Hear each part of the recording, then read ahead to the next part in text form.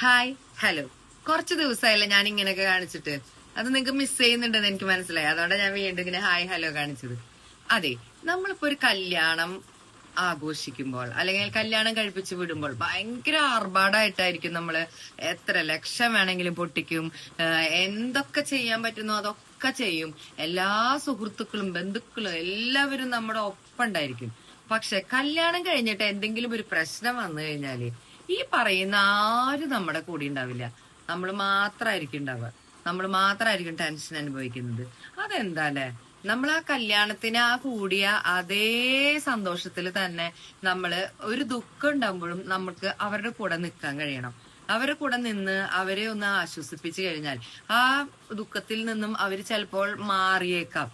ഇല്ലേ? നിങ്ങൾക്കത് തോന്നിയിട്ടുണ്ടോ? മാറാൻ പറ്റാത്ത സംഭവങ്ങളൊക്കെ ആണെങ്കിൽ ചിലപ്പോൾ മാറാതിരിക്കാം. എന്നിരുന്നാൽ കൂടി നമ്മൾ അവരുടെ കൂടെ ഉണ്ട്.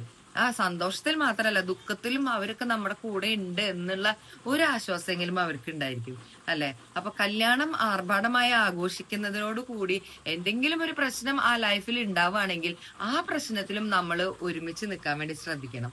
Okay, thank you.